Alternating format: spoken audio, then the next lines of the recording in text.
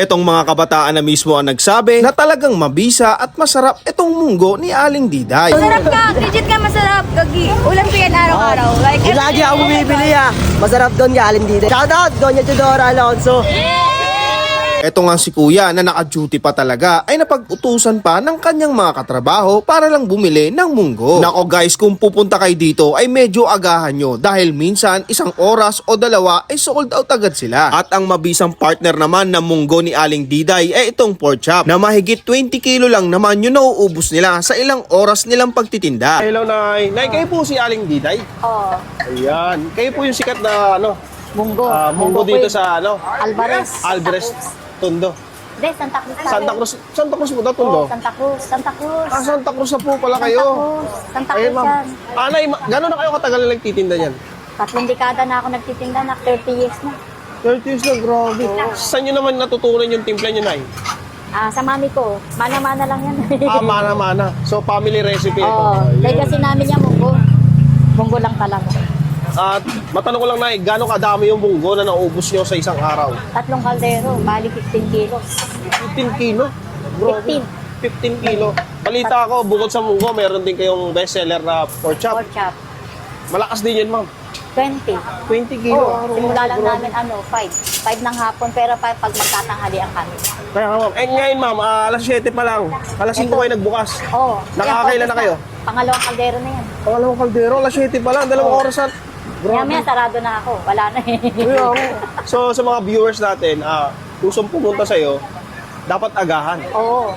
Kasi usually, hindi kami maabot ng mga gabi na ngayon eh. By Monday, pag nagbukas ako ng tanghalian, no, continuous. Hindi mawawala ng munggo tsaka po ng maling porka.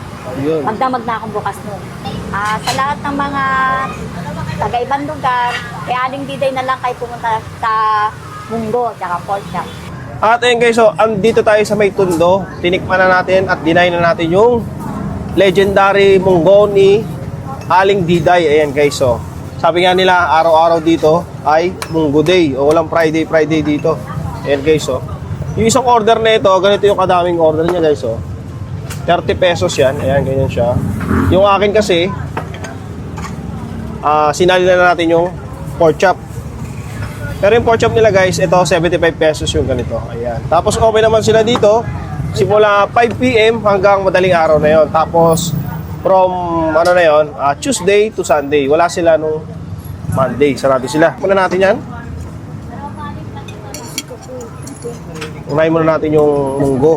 Ito yung masarap daw dito, yung munggo nila.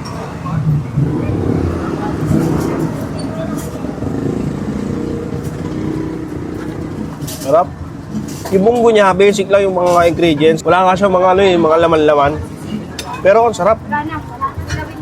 Palag-palag. Almost 30 years na daw to. Nakausap ko kanina si nanay. Ganun nakatagal yung munggo niya.